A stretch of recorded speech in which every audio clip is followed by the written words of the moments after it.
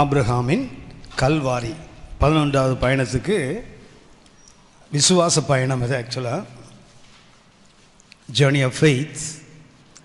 அந்த விசுவாச பயணத்துக்கு இன்னும் ஒரு பேர் கொடுக்கலாம். 11வது பயணத்துக்கு பேர் ஜேர்னி ஆஃப் ஃபெய்த், விசுவாச பயணம். அதுக்கு இன்னும் ஒரு பேர் கொடுக்குறோம், அது ஆபிரகாமின் கல்வாரி. சரியா? ஆபிரகாமுடைய கல்வாரி பயணம். இந்த கல்வாரி பயணத்தை ஆபிரகாம் எப்படி சந்தித்தார், எப்படி அந்த கல்வாரியை அவர் மேற்கொண்டார் என்று சொல்லுவாங்க. How to face our Calvary, நம்முடைய கல்வாரி பயணத்தை நாம் எப்படி மேற்கொள்ள வேண்டும். பரலோகத்தை நோக்கி பயணம் பண்ணுற எல்லா வாழ்க்கையிலும் கல்வாரி பயணம் உண்டு. உங்களுக்கு ஞாபகம் இருக்குன்னு நினைக்கிறேன். நம்ம இல்லாமல் சிலுவை என்ன செய்யாது, முழுமை அடையாது. ஞாபகம் இருக்கா? மத்தேயு 27ஆம் அதிகாரம், மத்தேயு 27ஆம் அதிகாரம் 32ஆம் வசனம், 27 32 போகையில் ஆரம்பிக்க அந்த வசனம். இயேசு எங்கேருந்து போகிறார்? பிலாத்தோட வீட்டில் அரண்மனையிலிருந்து நியாய தீர்ப்பு கொடுக்கப்பட்டு இயேசு வருகிறார்.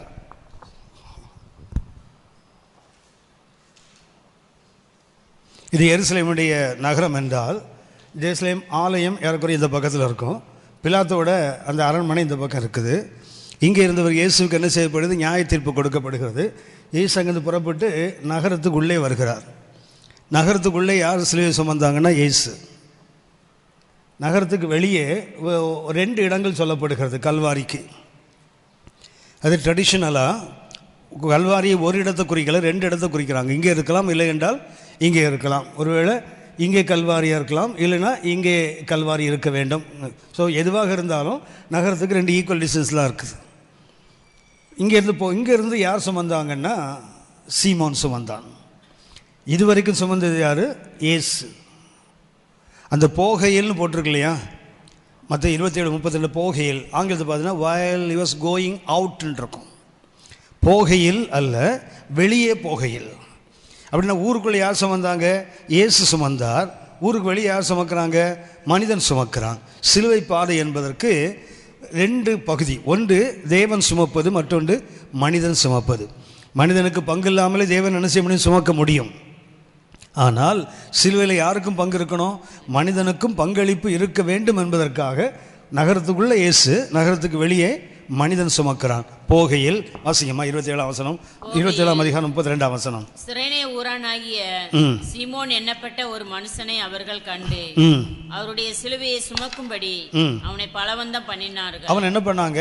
பலவந்தம் பண்ணினார்கள். ஆனால் இன்னைக்கு சிலுவை பலவந்தம் பண்ணப்படக்கூடாது, மன விருப்பத்தோடு நாம் ஏற்றுக்கொள்வதாக இருக்க வேண்டும். அன்றைக்கு பலவந்தம் பண்ணப்பட்டது. ஆனால் உங்களுக்கு தெரியுமென்னு நம்புகிறேன். அவர் பலவந்தம் பண்ணப்பட்டார். முதல்ல கஷ்டப்பட்டு தான் சுமந்திருப்பார். ஆனால் போக போக என்ன ஆகிட்டு இருக்குன்னு தெரியுங்களா? அவருக்கு அந்த சிலுவையில் அவருக்கு ஒரு பெரிய உறவு உண்டாயிருக்கணும், ஒரு இன்பம் உண்டாயிருக்க வேண்டும். ஏன் அப்படின்னா ஒரு காரணத்தை சொல்கிறேன். மார்க்கு 15ஆம் அதிகாரம் 21ஆம் வசனம். மார்க்கு 15:21. மார்க்கு 15:21. சிரேனே ஊரானும் அலெக்சந்தருக்கும் ரூப்புக்கும் தகப்பனுமாகிய சீமோன் என்னப்பட்ட. மார்க்கு எழுதும்போது மத்தேயு என்ன எழுதினாரு? சீமோன் மாத்திரம் எழுதுவார். மார்க் என்ன எழுதுறாரு? அவங்க பையன் 2 பேர் பேரும் சேர்த்து எழுதுறாரு. அந்த சீமோனுக்கு யார் இருந்தாங்க? 2 பையனும் இருந்தாங்க எழுதுறாங்க. அந்த பையனுக்கு பேர் என்ன தெரியுங்களா? ஒன்று அலெக்சாண்டர், அடுத்தது ரூப். சரியா? ஏன் உங்களுக்கு தெரியும், மார்க்கு எழுதினாலும் அது பரிசுத்த பேதுருவின் நற்செய்தியாக இருக்க வேண்டும் என்பதுதான் பெரும்பாலான வேத பண்டிதர் கணிப்பு. ஏன்னா நேரடியாக இருந்து பார்த்த ஒரு அனுபவம் இந்த மார்க்கில் மாத்திரம் இருக்கும், மிக கிட்ட இருந்து பார்க்குற ஒரு அனுபவம். ஆகவே இங்கே 2 பேர் பேர் ஏன் எழுதணும்? ரோமர் 16ஆம் அதிகாரம், ரோமர் 16ஆம் அதிகாரம் உங்களுக்கு தெரியும். ரோமர் 16ஆம் அதிகாரம் வாழ்த்துதலின் அதிகாரம். அதில் அவர் ஒன்றை எழுதுகிறார் பாருங்களேன். 16ஆம் அதிகாரம் 13ஆம் வசனம். கர்த்தருக்குள் தெரிந்து கொள்ளப்பட்ட ரூபையும். கர்த்தருக்குள் தெரிந்து கொள்ளப்பட்ட எந்த ரூப்பு? சிரேனே ஊரானாகிய சீமோனுக்கு பையனில் 2 பேர், ஒருத்தனுக்கு பேர் அலெக்சாண்டர், ஒருத்தனுக்கு பேர் ரூஃபஸ். அந்த ரூஃபஸ் யாருன்னு சொன்னால் சீமோன், அந்த சிலுவையை சுமந்தான் தெரியுங்களா? சிரேனே ஊரான சீமோன், அவன் பையனுக்கு பேர் ரூஃபஸ். அந்த ரூஃபஸ் எங்கே இருக்கிறாரு? இங்கே வர்றாரு. 16ஆம் அதிகாரம் 13ஆம் வசனத்தில் யாரை வாழ்த்து சொல்கிறார்? கர்த்தருக்குள் தெரிந்து கொள்ளப்பட்ட ரூஃபையும் எனக்கு தாயாகிய அவனுடைய தாயையும். அதாவது சீமோனுடைய மனைவி இப்போ யாராக மாறிட்டாங்க? பவுலுக்கு அம்மாவாக மாறி இருக்காங்க. புரியுதா? புரியுதா? அப்படின்னா அந்த சிலுவையை ஒரு நாளைக்கு சீமோன் மேலே சிலுவை என்ன செய்யப்பட்டது? முதல்ல திணிக்கப்பட்டது. ஆனால் சிலுவையை சுமக்கும் போது அவன் உடனே கற்றுக்கொண்டிருக்க வேண்டும். இது மிகப்பெரிய பாக்கியம். அவன் என்ன பண்ணுறான் தெரியுங்களா? பின்னாடி அவர் கன்வெர்ட் ஆகி அவருடைய மனைவி, அவருடைய பிள்ளைகள் எந்த அளவுக்கு சொன்னால், அவருடைய பையன் ரூஃபஸ். அதனால தான் மார்க் என்ன பண்ணுறாரு, அலெக்சாண்டர் ரூஃபையும் தனியாக ஸ்பெசிஃபை பண்ணுறாரு. மத்தேயு என்ன பண்ணுறாரு, சீமோன் வந்தார். ஆனால் மார்க் என்ன எழுதுகிறாரு, அவங்க பையன் பேரையும் சேர்த்து எழுதுறாரு. அப்போ பையர்களும் முக்கியமானவர்கள். இன்னும் சொல்ல போனால் அந்த பையன் யாருக்கு அறிமுகப்பட்டு, சபைக்கு அறிமுகப்பட்டவனாக இருக்கணும். அவங்களுக்கு ஞாபகம் இருக்கும்னு நினைக்கிறேன். மத்தேயு யாருக்கு எழுதப்பட்டது? யூதர்களுக்கு. மார்க் யாருக்கு எழுதப்பட்டது? ரோமர்களுக்கு. லூக்கா யாருக்கு எழுதப்பட்டது? கிரேக்கர்களுக்கு. யோவான் யாருக்கு எழுதப்பட்டது? சபைக்கு எழுதப்பட்டது. யோசித்து பாருங்க, மத்தேயு யாருக்கு எழுதப்பட்டது? யூதர்களுக்கு. மார்க் யாருக்கு எழுதப்படுகிறது? ரோமன் ரீடர்ஸை மைண்டில் வைத்து எழுதப்படுகிறது, ரோமன் ரீடர்ஸ். அடுத்தது லூக்கா யாருக்கு? கிரீக் லீடர்ஸ், கிரேக்க மொழி பேசுகிறது எழுதப்படுகிறது. யோவான் is for the whole church, சபைக்கு எழுதப்பட்டது. இப்போது மார்க் யாருக்கு எழுதப்படுகிறது? ரோம் ரீடர்ஸை மனசில் வைத்து. அந்த ரோமுக்கு எழுதும்போது யார் பேர் எழுதுறாரு? ரூஃபஸ் பேரையும் அலெக்சாண்டர் பேரையும் எழுதுறாருன்னா அவங்க அந்த ரோமன் சர்ச்சுக்கு பழக்கமானவங்களாக இருக்கணும். ஆமாவா? அதனால தான் பின்னாடி ரோமர் 16-13 யாரை பார்க்குறோம்? ரூஃபஸ் பேரை பார்க்குறோம். ரூஃபஸ் மாத்திரமல்ல, யார் பேர்? அவனுடைய அம்மாவையும் பார்க்குறோம். அந்த அம்மா எப்படி இருக்கிறாங்க? இப்போ பவுலுக்கும் ஒரு தாயை போல மாறி இருக்காங்கன்னு சொன்னால் அந்த சீமோனுடைய குடும்பம் முழுவதும் என்ன ஆச்சு தெரியுங்களா? கர்த்தருடைய சபைக்குள்ளே முழுமையாக வந்திருக்கு. ஆமென். அப்படின்னா சிலுவை என்பது ஆரம்பத்தில் கஷ்டமாக தான் இருக்கும். அதை சுமக்க பழகிட்டா அதை விட மகத்துவம் வேறு எதுவுமே இல்லை. அது அவங்க நிச்சயமாக அது புரிஞ்சு போச்சு. ஆனால் இதில் நீங்களும் ஒன்று கேட்டோம், ஆபிரகாமுக்கு கல்வாரி போல் நமக்கும் கல்வாரி வரும் வாழ்க்கையில். ஒன்று, கல்வாரியை நீங்கள் நானும் சந்திக்கலாம். எப்படி சந்திக்கணும்னா தேவ சித்தத்தின்படி சந்திக்கணுமே தவிர நம்முடைய மாம்சத்தில் நாம் செய்கிற தவறுகள், நம்முடைய வாழ்க்கையில் செய்கிற தவறுகள்னால நமக்கு சிலுவை வந்துடக்கூடாது. சிலுவை எதனால் வரணும்? தேவனுக்காக நம்ம அர்ப்பணித்ததுனால சிலுவை வரணுமே தவிர எதில் வந்துடக்கூடாது? மாம்சத்துக்கும் உலகத்துக்கும் நம்ம அடிமைப்படுத்தி இச்சைகளில் நம்ம விழுந்து போனதுனால நமக்கு சிலுவை வரக்கூடாது. சிலுவை வரணும். சிலுவை எப்போ இன்பமாக இருக்கும் தெரியுங்களா?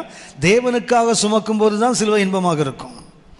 உலகத்துக்காக பாவத்துக்கு சுமக்கும் போது அந்த சிலுவை துன்பம் மகாபெரிய துன்பம் மாறி போயிடும்.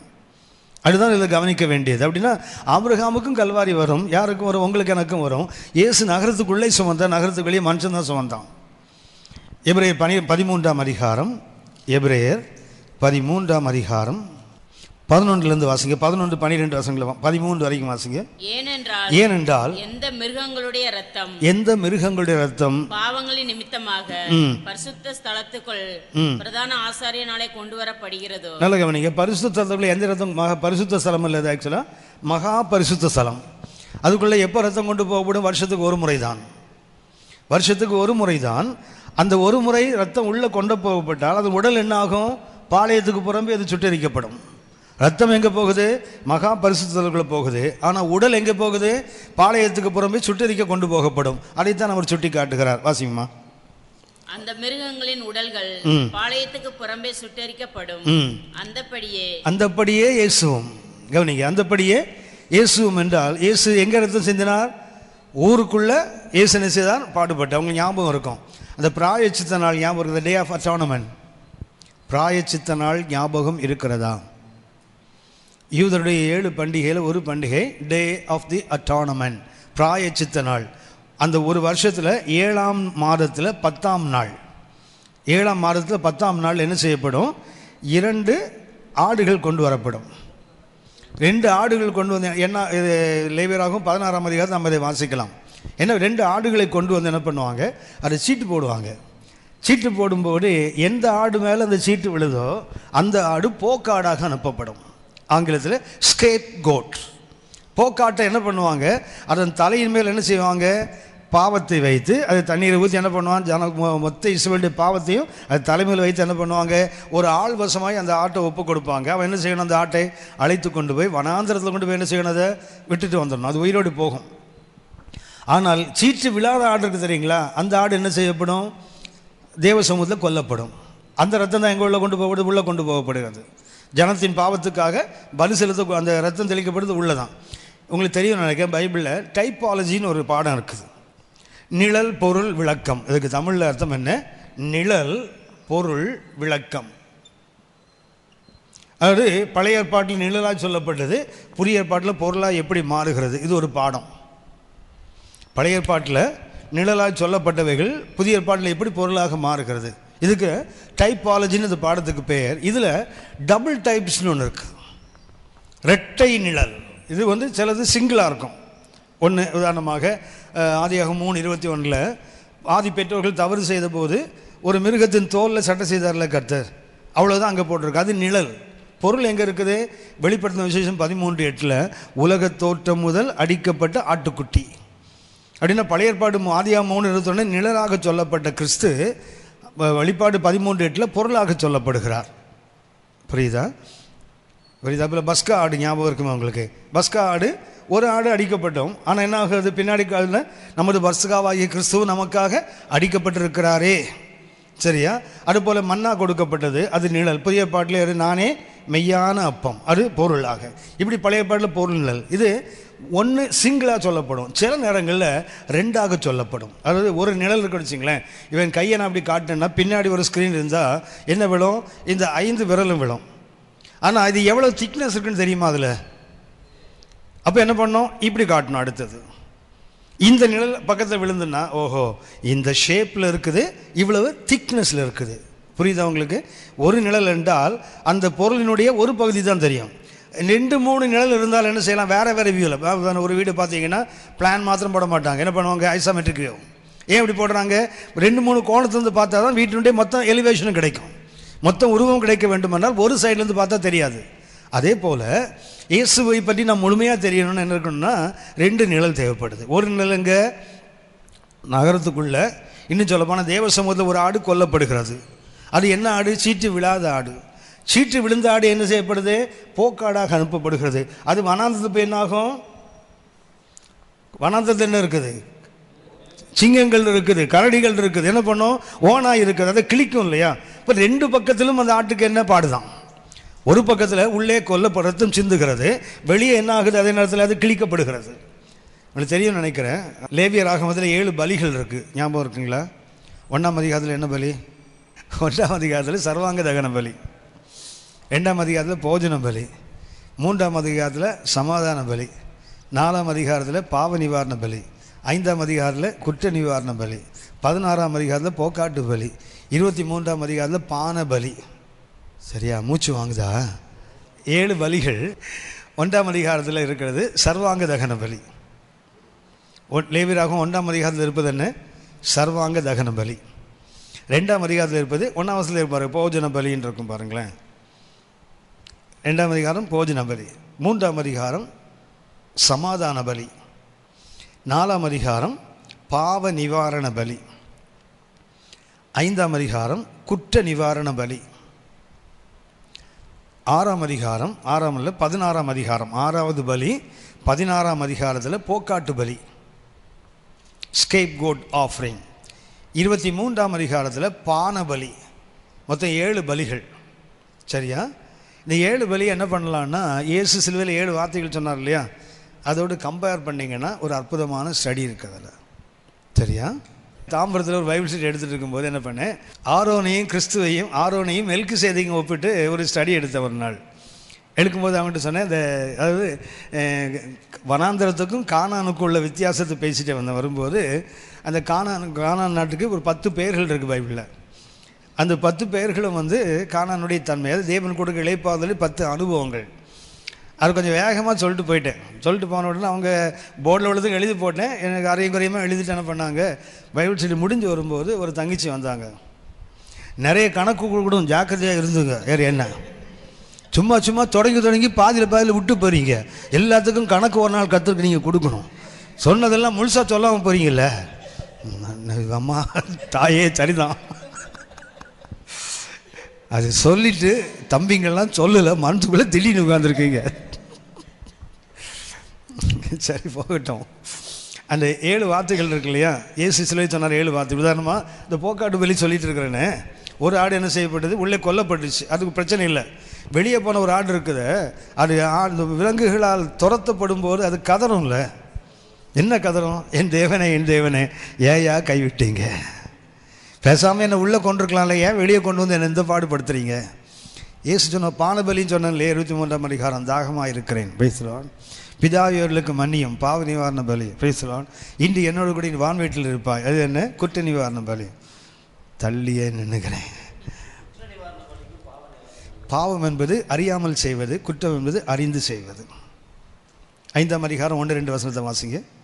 லேவியராகமம் 5ஆம் அதிகாரம் 1. பாவம் என்பது சின் ஆஃபரிங், குற்றம் என்பது ட்ரெஸ்பஸ் ஆஃபரிங், அத்துமீறி செய்வது. குற்றம் என்பதுக்கு ஆங்கிலத்தில் என்ன? ட்ரெஸ்பஸ் ஆஃபரிங். 4ஆம் அதிகாரத்தில் சின் ஆஃபரிங் பாவ நிவாரண பலி. 5ஆம் அதிகாரத்தில் ட்ரெஸ்பஸ் ஆஃபரிங். 5ஆம் அதிகாரம் 1-2 வசனத்தை வாசிங்க. சாட்சியாகிய ஒருவன் இடப்பட்ட ஆணையை கேட்டிருந்தோம் தான் கண்டதையும் அறிந்ததையும் தெரியாதிருந்து பாவம் செய்தால், அவன் எப்படிப்பட்டவன்? அவன் கேட்டிருக்கிறான், ஆனால் என்ன பண்ணுறான்? கேட்டதையும் அறிந்ததையும் மீறி என்ன பண்ணுறான்? அவன் பாவம் செய்கிறான். ஆனால் 4ஆம் அதிகாரம் 1-2 வசனத்தை வாசிங்க. 4ஆம் அதிகாரம் 1-2 வசனம். இன்னும் கர்த்தர் மோசேயை நோக்கி, நீ இஸ்ரவேல் புத்திரரிடத்தில் சொல்ல வேண்டியது என்னவென்றால், ஒருவன் கர்த்தருடைய கட்டளைகளில் யாதொன்றை அறியாமையினால் மீறி. இது என்ன தெரியுங்களா? இது அறியாமையினால மீறுவது, அது அறிந்து மீறுவது. அறியாமல் மீறுவது பேர் பாவம், அறிந்து மீறுவதற்கு விபச்சாரம் பாவம் தானே? ஆமாவா? எந்த மொழி முடிக்கிறீங்க? எங்களை போய் பாஸ்டர்ஸை போய் இந்த கேள்வி கேட்குறீங்களே, நாங்கள் என்ன சொல்லட்டும்? ரொம்ப ஆபத்தான இடம் நீங்களும் நான் இருக்கிற இடம் தெரியுங்களா? மிக மிக பொல்லாத இடம் நீங்களும் நான் இருக்கிற இடம். எந்த நிமிஷத்துலையும் எவ்வளோ பெரிய பரிசுத்தவானியும் பணத்தில் விழாதவன், நிலத்தில் விழாதவன், பொண்ணில் விழாதவன் பெண்ணில் விழுந்து போயிருக்கான். எவ்வளோ பெரிய தாவீது விழுந்தது பெண்ணில் தான். கோடி கோடியாக அவன் கொடுத்த கோல்டு எவ்வளோ தெரியுங்களா? ஆலயம் கட்டுறதுக்கு 3450 டன் கோல்டு. கிராமு இல்லைன்னா சவரன் இல்லை, கிலோ இல்லை, 3450 டன் கோல்டு, 34,500 டன் வெள்ளி. ஒரு அசோக் லேண்டில் ஒரு 200 லாரி ஏற்றலாம், அவ்வளோ கோல்டு. கூட ஒரு 200 லாரியில் என்ன செய்யலாம்? 2000 லாரியில் வெள்ளியை ஏற்றலாம். இரும்புக்கும் வெண்கலத்துக்கும் என்ன கிடையாது, அளவே இல்லைன்ட்டான். அவ்வளவு கொடுத்தவனுக்கு ஒரு பச்சைவாழ்கிட்ட தாக்கு பிடிக்க முடியல பாருங்க. ரொம்ப ஜாக்கிரதையாக இருக்கணும். ஏன் சொல்கிறேன்னா, இன்றைக்கி நாம் தெரியாமல் பாவம் செய்கிறேன்னு யாரும் சொல்ல முடியாது. எபிரேயர் 10ஆம் அதிகாரம் 26ஆம் வசனம் வாசிங்க. ஒருவன் சத்தியத்தை அறிந்தும் அவன் பாவம் செய்தா தெரியாமல் செய்தேன்னு சொல்ல முடியாது. நீங்கள் நானும் சொல்ல முடியாது. இன்றைக்கி காலையில் நான் வாசிட்டு இருந்தேன், நீதிமொழிகள் 29-30 பக்கம் வாசிட்டு இருந்தேன். அதில் போட்டிருக்குது, வேசி என்ன செய்வாளாம்? தவறு செய்துட்டு வாயை துடைப்பாளாம். அப்படியா? வாயை துடைச்சிட்டா தெரியாதான்? பைத்தியக்காரா, மேலே ஒருத்த பார்த்துட்டு இருக்கிறாரு, நீ எதை துடைச்சா தெரியாது அவருக்கு. வாயை துடைச்சிட்டா அவன் வேசித்தனம் மறைஞ்சு போயிடுமா? மேலேருந்து ஒருத்த பார்த்துட்டே இருக்கிறாரு, அவர்கிட்ட எதை மறைக்கணும்? வாயை துடைச்சா முடியுமா? கண்ணை துடைச்சா முடியுமா? கையை துடைச்சா முடியுமா? அப்படியான நமக்கு எனக்கு துணிகரம். வாசிங்க, எபிரேயர் 10:26 வாசிங்க. சத்தியத்தை அறியும் அறிவை அடைந்த பின், சத்தியத்தை அறிகிற அறிவை அடைந்த பின் நாம் மனப்பூர்வமாய் பாவம். அப்புறம் எப்படி தான் செய்யணும்? மனப்பூர்வமாய் தான் பாவம் செய்யறோம். சத்தியத்தை தெரிந்த பிறகு நான் தெரியாமல் பண்ணிட்டேன்னு சொன்னால் அது பொய்.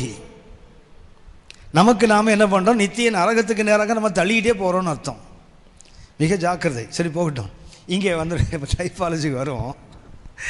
இயேசு நகரத்துக்குள்ளே பாடுபட்டது என்ன? தேவ சமூகத்திலே வெட்டப்பட்டு ரத்தம் சிந்தப்பட்டதிலே அந்த ஆடு. வெளியே என்ன செய்யுது? பாடுபடுது இல்லையா? அதைத்தான் அவர் சொல்லுகிறார். இப்போ வாசிங்க 11ஆம் வசனம், எபிரேயர் 13:11. எபிரேயர் 13:11. ஏனென்றால் எந்த மிருகங்களுடைய ரத்தம் பாவங்களின் நிமித்தமாக பரிசுத்த ஸ்தலத்துக்குள் பிரதான ஆசாரியனாலே கொண்டு வரப்படுகிறதோ, அந்த மிருகங்களின் உடல்கள் பாளையத்துக்கு புறம்பே சுட்டெரிக்கப்படும். அந்தபடியே அதை போலவே உள்ளேயும் பாடுகள் வெளியேயும் சுட்டரிக்கப்படுகின்ற அனுபவம். அந்தபடியே இயேசுவும் தம்முடைய சொந்த ரத்தத்தினாலே ஜனத்தை பரிசுத்தம் செய்யும்படியாக நகரவாசலுக்கு புறம்பே பாடுபட்டார். ஆகையால் நாம் அவருடைய நிந்தையை சுமந்து, நாம் என்ன செய்யணும்? நிந்தையை சுமந்து பாளையத்துக்கு புறம்பே அவரிடத்திற்கு புறப்பட்டு போக கடவோம். இயேசுக்கு 2 பக்கமும் பாடுகள். நமக்கு எங்க தான் பாடு? உள்ள இல்ல பாடு, வெளியே பாடு. அப்படியே சிலுவை என்பது இயேசு மாத்திரமல்ல, அதில் யாருக்கும் பங்கு இருக்குது? உங்களுக்கு எனக்கும் பங்கு இருக்குது. எப்படி ஆபிரகாமுக்கு அந்த கல்வாரி வந்ததோ அதே போல் யாருக்கு வரும்? உங்களுக்கு எனக்கும் வரும். ஆபிரகாமுக்கு அந்த கல்வாரி வந்தபோது ஆபிரகாம் அதை எப்படி ஃபேஸ் பண்ணார்? விசுவாசிகளை தந்து அழைக்கப்பட்ட ஆபிரகாம் எப்படி சந்தித்தாரோ அதே வழியை பின்பற்றினால் நீங்களும் நானும் கூட நம்ம வாழ்க்கை வரை கல்வாரியை சந்திக்க முடியும். எப்படிப்பட்ட கல்வாரியாக இருந்தாலும் சரிதான், நம்மளால் மீண்டு வெளியே வர முடியும். ஒன்றை சொல்லுகிறேன், 1ஆம் வசனம் வாசிங்க. 22:1 ஆதியாகமம் 22:1. இந்த காரியங்கள் நடந்த பின்பு தேவன் ஆபிரகாமை சோதித்தார். எப்படி எனில் அவர் அவனை நோக்கி ஆபிரகாமே என்றார். அவன் இதோ அடியேன் என்றான். முதல்ல ஆபிரகாமுக்கு என்ன இருக்குது? கேட்கக்கூடிய ஒரு காது இருக்குது. சிலுவையை மேற்கொள்ள வேண்டுமானால் முதல் என்ன தெரியுங்களா? தேவ சத்தத்தை கேட்கிற காது வேணும். காது வேணும்னா என்ன வேண்டும்? மனம் வேண்டும், கேட்கிற மனம் வேண்டும். சகரியா 7:12. சகரியா 7ஆம் அதிகாரம் 12ஆம் வசனம். வேதத்தையும் சேனைகளின் கர்த்தர் தம்முடைய ஆவியின் மூலமாய் முந்தின தீர்க்கதரிசிகளை கொண்டு சொல்லி அனுப்பின வார்த்தைகளையும் கேளாதபடிக்கு தங்கள் இருதயத்தை வைரமாக்கினார்கள். என்ன பண்றாங்க? கேட்காம போதுனா காரணம் காது இல்லைங்கிறது இல்லை, மனம் இல்லை. கேட்கறதுக்கு என்ன வேண்டும்? மனம். இன்னைக்கு என்ன முதல்ல அந்த சிலுவையை சந்திப்பதற்கு முதல் தன்மை என்னவென்றால், கர்த்தர் ஆபிரகாமேன்னு கூப்பிடுறாரு. உடனே ஆபிரகாம் என்ன ஆகுது? உடனே காதுக்குது எஸ் லார்ட். இது எப்போ? ஆபிரகாம் கூலாக இருக்கிறார். சாதாரணமாக இருக்கும்போது கர்த்தர் ஆபிரகாமேன்னு கூப்பிட்டா ஆமான்னார். 11ஆம் வசனம் வாசிங்க. 22:11. 22:11. அப்பொழுது கர்த்தருடைய தூதனானவர் வானத்திலிருந்து ஆபிரகாமே ஆபிரகாமே என்று கூப்பிட்டார். உங்களுக்கு தெரியும் நினைக்கிறேன், பைபிளில் 7 முறை 2 தடவை ஒரே ஆசம் சீமோனே சீமோனே, அதுபோல் மார்த்தாளே. அதில் ஒன்றுன்னா முதல்ல கூப்பிட்டது தான் ஆபிரகாமே ஆபிரகாம். கர்த்தர் 2 முறை கூப்பிட்டது முதல் ஆசாமே ஆபிரகாம் தான். 2 முறை என்றது கர்த்தம் என்ன? ஒரு குழந்தை அம்மா வீட்டில் வேலை செய்துட்டு இருக்காங்க. ஒரு குழந்தை போகுது, ஒரு நெருப்பு எடுக்க போகுது. குழந்தை தெரியாமல் ஒரு அடுப்புக்குள்ளே கையை விட போகுது. அம்மா என்ன பண்ணுவாங்க? நெருப்பு அப்படி உட்காந்துருவாங்களா? நெருப்பு அப்படி ஓட மாட்டா? நெருப்புன்னு உட்காந்தா அது அம்மா இல்லை, அது சும்மா. அது என்ன பண்ணும்? வயிற்றுல வாயில் அடிச்சுட்டு ஓடும். ஐயோன்னு ஓடும்ல. ஆபிரகாம் கையை நீட்டி கத்தியை தூக்குனார. முதல்ல பார்த்தீங்கன்னா 2 பேரும் கூல். யார் cool? Mister cool is God. கரெக்டாக சொன்னார் ஆபிரகாமே. ஆபிரகாமதே எஸ் லார்ட், இதோ அடியேன். 2 பேரும் கூலாக இருக்கிறாங்க. அப்புறம் என்னாச்சுன்னா கர்த்தர் சொன்னார், இவனை கொஞ்சம் டெம்ப்ட் பண்ணி பார்த்தார். நாக்கா ஞாபகம் இருக்குதா? நாக்கு போன முறைக்கும் நாக்கா என்ற வார்த்தை கர்த்தம் என்ன? அவனை டெஸ்ட் பண்ணுறது, ப்ரூவ் பண்ணுறது, நிரூபித்தல். கர்த்தர் நிரூபிக்க விரும்பினார். என்ன பண்ணார்? உன்னை ஏகசூதன் ஏககுமாரி எல்லாத்தையும் சொல்லி கடைசி என்ன பண்ண? இப்போ அவனை பலியிடு. மிஸ்டர் கூல் என்ன ஆகிட்டார்? இவரும் கூல் அவரும் கூல். என்ன பண்ணார்? ஆபிரகாம் கூலாக போகிறான். போய் மலைக்கு போனான், பலிபீடத்தை கட்டினான், தூக்கி வச்சான், கத்தியை தூக்கிட்டான், கூலாக இருக்கிறான். கர்த்தர் ஹாட் ஆகிட்டார் பாருங்களேன். ஆபிரகாமே பயந்தார். என்ன இந்த பாவி வெட்டிடுவான் போல இருக்குது உளுந்த அப்படின்னா. நம்ம கூலாக இருந்தால் பரலோகத்தை நம்மளால் ஹீட் ஆகிட முடியும். பிரைத்தலாட். நம்ம எங்கே ஹீட்டால் கொதிக்கிறோம், அது எங்கே பரலோகத்தை ஹீட் ஆக போகிறோம்? அது கூலாகவே இருக்கும். அது நாம் கூலாக இருந்தால் பரலோகம் ஹீட் ஆகும் தானா? ஆபிரகாமே அவன் கூலாக சொல்கிறான் பாருங்களேன், இதோ அடியேன் எஸ் சார், அவ்வளவுதான். அவன் 2 முறை சொல்ல பாருங்களேன், எஸ் சார், கத்தி கையில் இருக்குது, தூக்கிட்டான் வெட்டுறதுக்கு. ஸோ அப்போ கூட ஆபிரகாம் என்ன தான் இருக்கிறான்? கூலாக இருக்கிறான். அதாவது நாமளாக இருக்கும்போதும் அவன் சத்தம், தேவ சத்தம் கேட்குது. அவனுடைய வாழ்க்கையில் இழக்கக்கூடாத ஒன்றை இழக்க போகிறான். அப்போ கூட அவன் காது எப்படி தெரியுங்களா? தேவ சத்தத்துக்கு அவன் காது போய் டியூன் பண்ணியிருக்கு பாருங்களேன். அந்த டியூனிங்கில் கொஞ்சம் கூட மாற்றம் இல்லை. சிலுவையை நீங்கள் நானும் கடந்து போகணும். முதல்ல என்ன? கேட்கின்ற காது அவசியம். அது எந்த சூழ்நிலை இருந்தாலும் சரிதான், தேவனுக்கு நமக்கு நடுவில் அந்த கான்டாக்ட் மாத்திரம் ஒருபோது விட்டு விடக்கூடாது. அவர் எந்த சூழ்நிலை பேசினாலும் சரிதான், நான் எந்த நிலையில் இருந்தாலும் சரிதான், எஸ் லார்ட். ஆபிரகாம் மாறவே இல்லை, கர்த்தர் தான் மாறிட்டார். பயந்துட்டார், வெட்டிடுவான் இவன். அவன் கத்தியை எடுத்த விடத்தை பார்த்தாலே முடிஞ்சு போச்சு, முடிச்சுட்டான்டா இவன். பதறிக்கொண்டு ஓடி வருது பாருங்களேன் பரலோகம். அப்படின்னா என்ன வேண்டும் இன்றைக்கு? ஒன்று தெரியுங்களா? தேவன் தன் பிள்ளைகள்கிட்ட விரும்புவது அப்படியே வசனம் செயல்படுவது. அதுக்கு என்ன தெரியுங்களா? செவிகளை திறப்பது கர்த்தருடைய அனுபவம். ஏசாயா 50:4 நமக்கு தெரியுமே. ஏசாயா 50:4, இளைப்படைந்தவனுக்கு சமயத்துக்கு ஏற்ற வார்த்தை சொல்ல நான் அறியும்படிக்கு கர்த்தராகிய ஆண்டவர் எனக்கு கல்விமானி நாவை தந்தருளினார். காலைதோறும் எழுப்புகிறார், கற்றுக்கொள்ளுகிறவனைப் போல என் செவிகளை கவனிக்க செய்கிறார். இந்த தேவன் எப்படிப்பட்டவர்? கவனிக்க செய்கிறவர். நாம யாரு? காரை அடைச்சிட்டு போறோம், செவிட்டு விரியன். அவர் பேசிக்கொண்டே தான் இருக்கிறார். நம்ம காது என்ன ஆகி போச்சுது? கேட்காத காதாக மாறி போச்சுது. அப்படியா நான் சிலுவையை சந்திப்பதற்கு முதல்ல என்ன வேண்டும்? ஒரு கேட்கின்ற காது. அதுக்கு அர்த்தம் என்னன்னு சொன்னால், எந்த சூழ்நிலையிலும் கூலாக இருக்கக்கூடிய அந்த தன்மை. யோசித்து பாருங்க, பிள்ளையை செடிகளை போட்டு என்ன பண்ணுறா? அம்பு பாயம் தோது போய் உட்காந்து அழுகிறாள். பிள்ளை சாகிறதுனா பார்க்க மாட்டேன். பைபிளில் போட்டிருக்குது, கர்த்தர் பிள்ளையின் சத்தத்தை கேட்டார். ஆக்சுவலி யார் அழுதான்னு போட்டிருக்குது? ஆகார் அழுகிறாள். ஆகார் மாத்திரம் இல்லை, பிள்ளையும் தாகத்தினால் அழுது கொண்டு இருப்பான். அந்த சத்தத்தை யார் கேட்குறாங்க? கர்த்தர் கேட்டார்ல. ஏன் அவள் சத்தத்தை கேட்கல தெரியுங்களா? ஆகார் சத்தத்தை ஏன் கேட்கல? அவள் வாக்கு தத்தத்தை மறந்தவள். 16ஆம் அதிகாரத்தில் கர்த்தர் சொல்கிறாரு, அவனும் ஒரு பெரிய ஜாதியாவான், அவனையும் நான் ஆசீர்வதிப்பேன், இப்படி சொல்லி வச்சுருக்காரு இல்லையா? ஆனால் இவன் 21ஆம் அதிகாரத்து வந்தபோது என்ன முடிவு பண்ணிட்டா? என் பிள்ளை கண்டிப்பாக செத்துரும். எப்படி சாகும்? அவன் தான் இவன் வயிற்றில் இருக்கும்போதே கர்த்தர் சொன்ன துஷ்ட மனுஷனாக இருப்பான், சகோதரருக்கு விரோதமாக கை இருக்கும், சகோதரன் இவனுக்கு விரோதமாக இருப்பான், இவன் ஒரு காட்டுக்கழுதுன்னு சொல்லி இவ்வளவு தீர்க்கதரிசனம் சொல்லியிருக்கிறாரு. இது எப்படி மிஸ் ஆகும்? அப்படின்னா வாக்கு தத்தத்தை மறந்து புலம்புகிறவர்களுக்கும் கர்த்தருக்கும் கான்டாக்ட் இருக்காது. யாருக்கு? பிள்ளையும் அழுகுறலை கேட்கிறவர் யார் சத்தத்தை கேட்கல? ஆகார் அழுதான் போட்டிருக்கு. ஆனால் கர்த்தர் கேட்டதுன்னு கர்த்தர் பிள்ளையின் அழுகுறலை கேட்டான் தான் போட்டிருக்குது. அப்படியானால் இன்னைக்கு கர்த்தனுக்கும் நமக்கு தடுவதற்கு காரணம் நாம் பசில் ஆகிடுறோம். நம்ம என்ன ஆகிடும்? அவசரப்படுறோம், இல்லை எக்ஸைட் ஆகிடும், ஒரு மாதிரி ஆகிடுறோம். அதனால் என்ன ஆகுதுன்னா கர்த்தர் சத்தம் நம்ம காதில் கேட்கல. ஒரே அறையில் படுத்துருக்குறாங்க. ஏலிக்கு கேட்கல, சாமுவேலுக்கு கேட்டதில்லை. கர்த்தர் பேசுனா கர்த்தருடைய சத்தம் என்னதுன்னு தெரியாது சாமுவேல் காதில் கேட்குது. கர்த்தர் சத்தத்தை அறிந்த ஏலி காதில் அது விழலல்ல. அப்போ தேவனால் பேச முடியுது தானே? கிட்ட படுத்துருக்குறாங்க.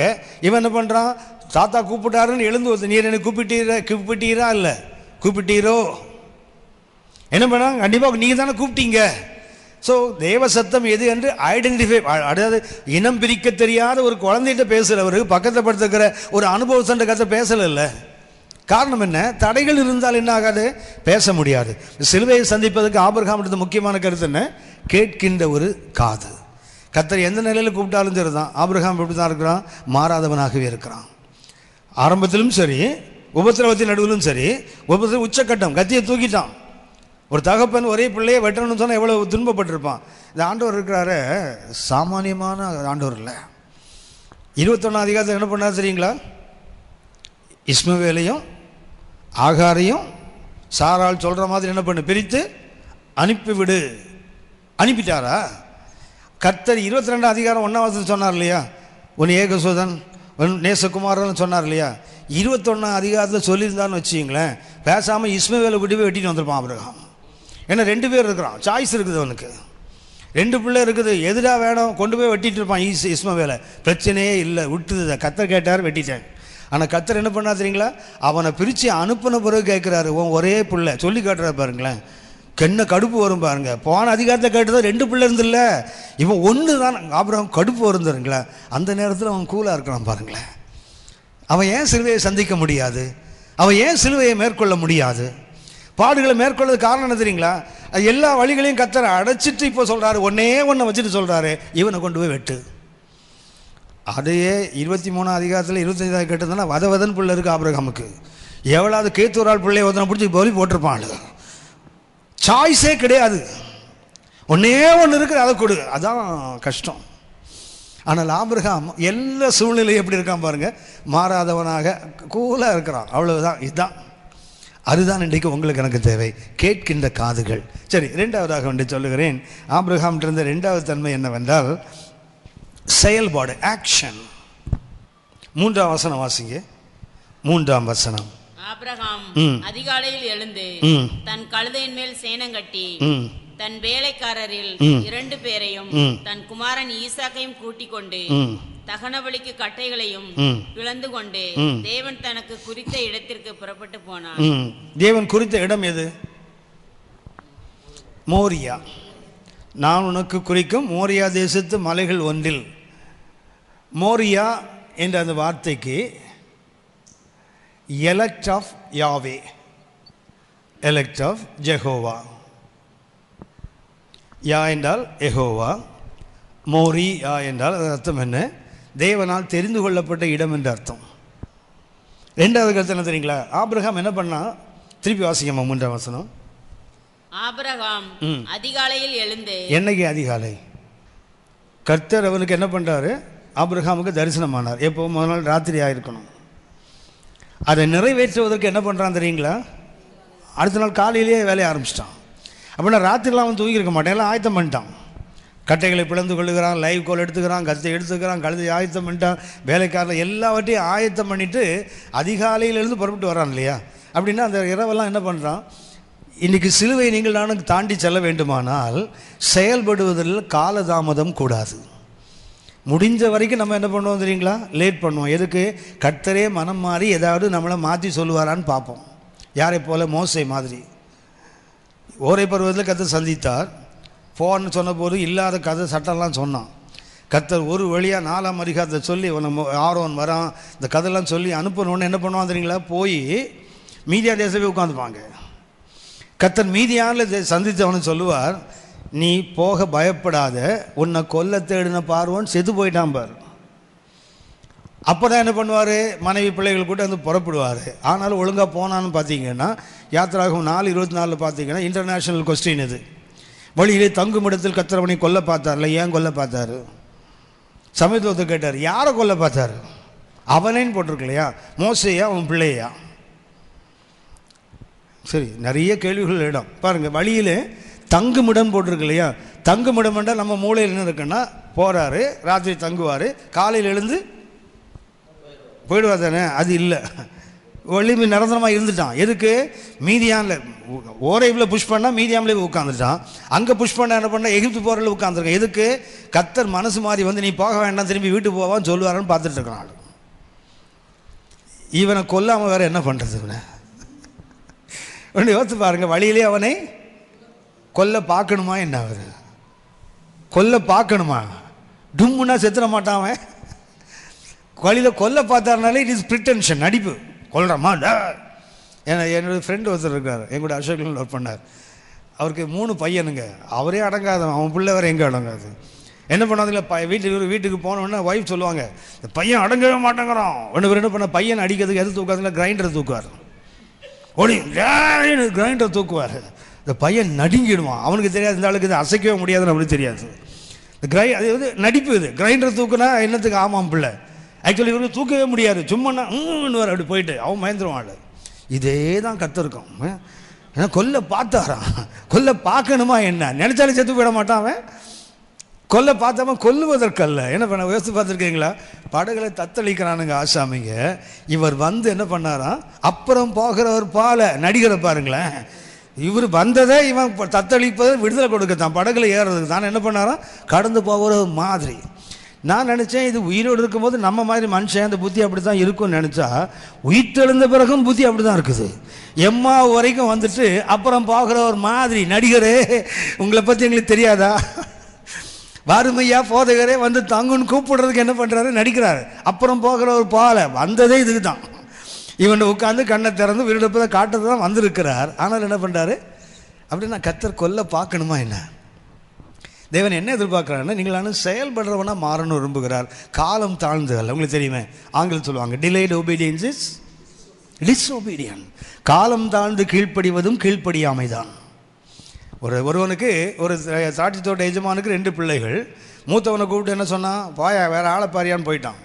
இளைவன் என்ன சொன்னான்? இதோ போகிறேன் ஐயா. அதுக்கு உள்ளே போட்டு போயிடுச்சு. அதுவும் இந்த 2 பேரும் போன பிறகு பெரியவன் மனம் திரும்புகிறான். தகப்பனாச்சே சொல்லிட்டானே, போய் மனம் திரும்பி வேலை செய்கிறான். ஆண்டவர் கேட்பார், உங்களுக்கு எப்படி தோன்றுகிறது? இந்த 2 பேரில் யார் தகப்பனுக்கு கீழ்ப்படிந்தவன்? ஒன்று எல்லாம் சொல்லுவாங்க, அது பெரிய பையன்தான். ஏசு அதுக்கு ஆமாவும் சொல்லலை இல்லைன்னு சேர்ந்துறீங்களா? 2 பேருமே கீழ்ப்படியாத பையனுங்க தான். காலம் தாழ்ந்து கீழ்ப்படிவதும் என்ன பேர் தான்? மாட்டேன்னு சொல்லிட்டு போனேன்ல, தகப்பன் உள்ள உனக்கு துடிச்சிருக்கும்ல. ஸோ அப்போவே நீ இருதயத்தை உடைச்சாச்சு. அப்புறம் நீ வந்து செய்தானா செய்யாமல் போன என்ன? இளைய குமாரனும் தகப்பனை வீட்டுக்கு வெளியே கொண்டு வந்தான் இல்லையா? ஓடி வந்து அணைச்சி உள்ள கூப்பிட்டு போனான்ல. மூத்த குமாரனும் தெருவுக்கு தானே கூப்பிட்டு வந்த. அப்படின்னு என்ன பெரிய வித்தியாசம் 2 பேருக்கும்? அவன் தூரத்தில் போய் கேடு உண்டாக்குறான், நீ வீட்டு வாசல்லே கேட்ட உண்டாக்குற. 2 தானே வித்தியாசம். வேறு என்ன வித்தியாசம்? அப்படின்னா செயல்படுவதில் காலதாமதம் இருந்தால் அதுவும் கீழ்ப்படியாமை தான். யோசித்து பாருங்க. பாராட்டில் கர்த்தர் பேசி விடுவார், நீ மனிதர்களை தெரிந்து கொண்டு நீ யாபீனுக்கு விரோதமாக யுத்தத்துக்கு போ. இவர் பேசாமல் வீட்டில் உட்காந்துருப்பார். கர்த்தர் தெபொராள்கிட்ட போய் பேசுகிறார். தெபொராளே, நான் அவன்கிட்ட சொல்லியிருக்கிறேன், அவனை போக சொல்லு. தெபொராள் போய் சொல்கிறாங்க, பாராக்கே கர்த்தர் உன்னோட சொன்னது இல்லையா? ஆமாம் சொன்னார். இப்போ என்ன? நீங்கள் வந்தீங்கன்னா நானும் போகிறேன். அப்போ கர்த்தர் வந்தால் போக மாட்டான். யார் வந்தால் போவானா? நம்மளால் சொல்லி, சிஸ்டர் நீங்கள் வாங்க சிஸ்டர், நான் போய் பேயை வெட்ட போகிறேன். அது பேயை ஒன்றை பிடிச்சிடும், ஜாக்கிரதையாக இருக்குது. இந்த சிஸ்டர்லாம் கூப்பிட்டு பேயை வெட்ட போட்டாலும் கொஞ்சம் ஜாக்கிரதையாக இருக்கணும். ஏன்னா கூட வர்ற பேய் அங்கே இருக்க பேயை விட பொல்லாத பேயாக இருக்கும். நம்ம சிஸ்டர்லாம் தங்கம் ஒன்று, இவங்களாம் நினைக்காதீங்க. எனக்கு கனவே வராது. ஆனால் நேற்று ஒரு கனவு. எனக்கு காலையிலேருந்து யோசிச்சுட்டே இருக்கிறேன். அதில் ஒரு பைபிள் காலேஜில் ஒருத்தர் டீச் பண்ணுறாரு. டீச் பண்ணலை, அவருடைய அனுபவத்தை சொல்லிகிட்டு இருக்கும்போது ஒரு ஒன்றை சொல்கிறார். அவர் இந்த ஜெண்டர் டிஃப்ரென்ஸை பிரசங்கத்தில் ஹைலைட் பண்ணாதீங்கன்றார். அவர் அதை ஜெண்டர் டிஃப்ரென்ஸ், ஆண் பெண். இப்போ நமக்கு இப்போ பெண்களை சொன்னேன், கொண்டு கிண்டலாக சொன்னால் நீங்களாம் சிரிச்சிங்கல்ல, அவங்க எல்லாம் சிரிப்பாங்க. அது அவங்களுடைய இயல்பு. ஆனால் உள்ளே வலிக்கும். அப்போ நாங்கள் என்ன பேயா அப்படின்னு தோணும் அவங்களுக்கு, சரியா? ஆனால் சிரிப்பாங்க. அதே நான் உங்களை சொன்னேன்னு வச்சிங்களேன், நீங்கள் பேயாவே மாறிடுவீங்க. அப்போவே சிரிக்க மாட்டீங்க. ஆம்பளைக்கும் பெண்களும் வித்தியாசம் தான். பெண்கள் எவ்வளவு பிரசங்கத்தில் குத்தினாலும் சிரிச்சுக்கிட்டே கேட்பாங்க. அதுதான் பெண்களுடைய தன்மை. அதனால தான் நிறைய பிரசங்கர் இன்னும் பொழைச்சிருக்கிறான், அடி வாங்கி சாகாமல். ஆனால் ஆண்களுக்கு அதே மாதிரி ஒரே வார்த்தை சொன்னால் போதும் தான். அடுத்த முறை சபையில் இருந்தால் வந்தான்னா நடுக்கிறது வேறு, துரத்தி விட்டுருவான் ஆளுங்க, சரியா? எனக்கு ஆச்சரியமாக இருக்குது. இன்றைக்கி நான் பொதுவாக பெண்களை நான் ரொம்ப என்ன சொல்லியிருக்கேன். என்னுடைய தாய், என்னுடைய அக்கா, என்னுடைய மனைவி எல்லாமே ரொம்ப உயர்ந்த மதிப்புக்குள்ளவங்க. பெண்களை தாக்கி பேசுறது நோக்கம் இல்லை. என்ன சொல்ல, நேற்று கனவே வராது, எனக்கு கனவே வராத மனுஷன் நான். ஆனால் நேற்று ஒரு கனவில் ஒரு பைபிள் ஸ்கூல் மாதிரி இருக்குது. அவருடைய அனுபவத்தை சொல்கிறார். நான் அந்த ஃப்ரெண்டில் உட்காந்து கேட்டுட்டு இருக்கிறேன். அப்போ அவர் சொல்லுகிறார், அவருடைய அனுபவத்தை சொல்லும்போது ஒன்றை சொல்கிறாரு, ஆண் பெண் பால் இனத்தை பயன்படுத்தி பிரசங்கத்தில் யாரையுமே தாக்கி பொதுவாக காமன் ஜெண்டரில் பேசுங்க, அந்த ஃபெமினைன் மாஸ்குலைன் ஜெண்டரில் பேசுவது இல்லைன்னு அவருடைய அனுபவத்தை சொல்கிறாரு. நான் பார்த்துட்டே இருக்கேன். கனவே வராது, வந்தாலும் ஞாபகம் இருக்காது. சொல்லியிருக்கேன், எனக்கு வந்தால் ஒரே ஒரு கனவு, பரீட்சை எழுதி பாதியில் விடுற மாதிரி தான் கனவு வரும் எனக்கு. 5 எஸ்ஸே எழுதணும்னா 2 எழுதிட்டு விட்டுட்டு ஐயோ டைம் இல்லைன்னு புலம்பிட்டு முழிப்பேன். அது ஒன்று தான் எனக்கு கண்ட ஒரே கனவு. ஆனால் 2வது இன்றைக்கி நான் யோசித்து காலிலேருந்து யோசிக்கிறேன், ஓஹோ இனி சகோதரிகளை அந்த புண்படுத்துகிற மாதிரி எதையுமே பேசக்கூடாதோங்கிற மாதிரி இன்னைக்கு காலையிலேருந்து யோசித்தேன். பழக்க தோஷத்தை சொல்லிட்டேன், சாரி மன்னிச்சுங்க, தெரியுதா? இனி நான் சொல்ல மாட்டேன். நான் யோசித்தேன், காலையிலேருந்து யோசிச்சுட்டே இருக்கிறேன்.